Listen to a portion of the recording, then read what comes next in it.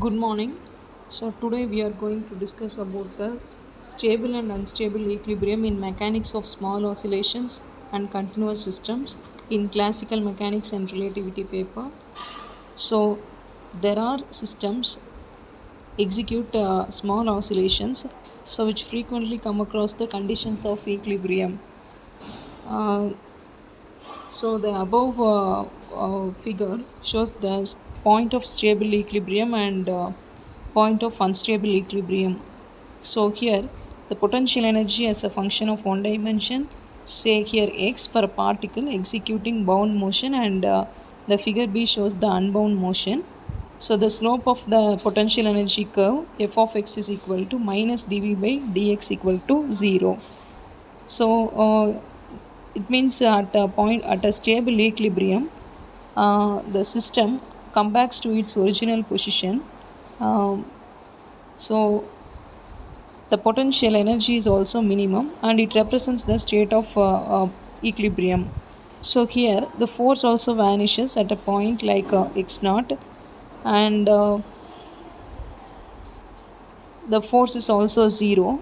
So we can say f of x is equal to minus dv by dx equal to 0.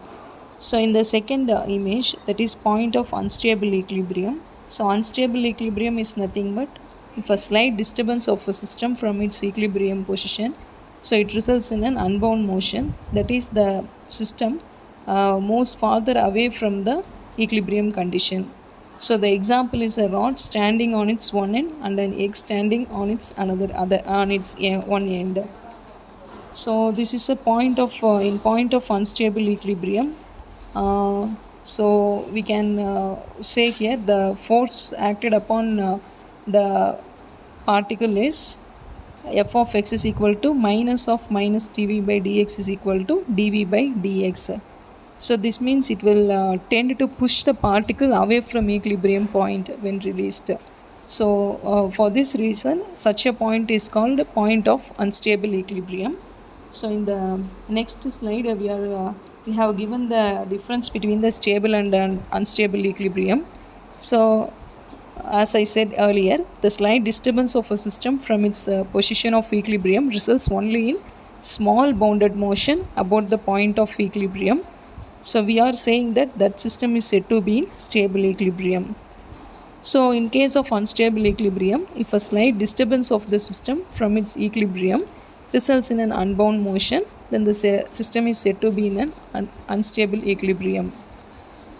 So next we are going to define or we can give the value for Hamiltonian in two coupled oscillators.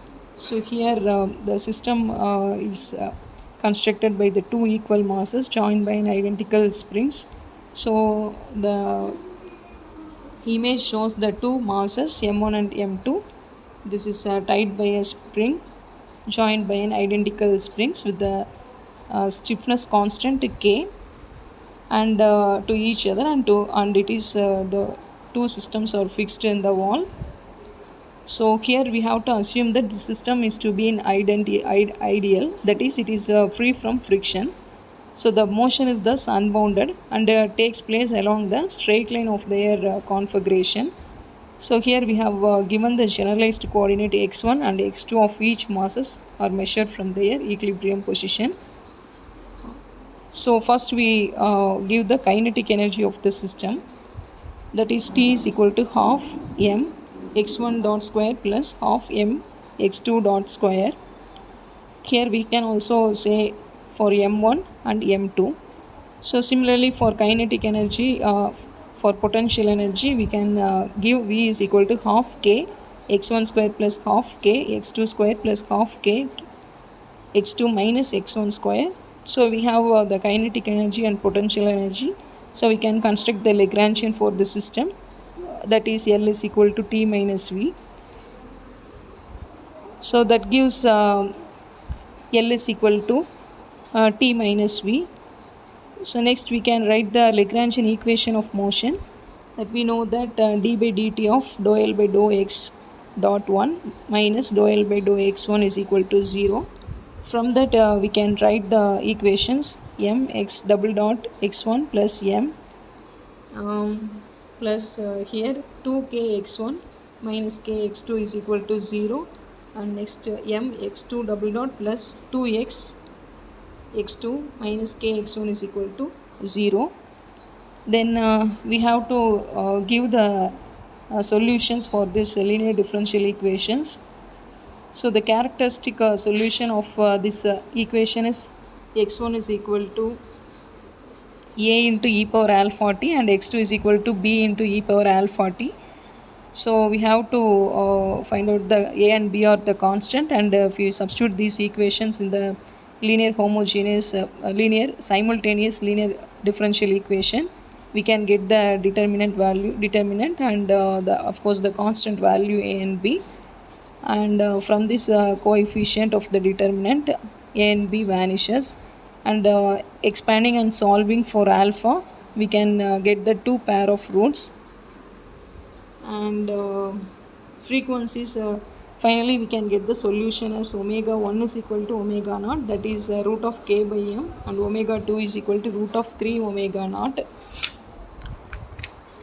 So this interpret that when the two masses are moving in phase, that is in both the direction, and the later case the two particles vibrate together in phase, but they are out pi radians out of phase.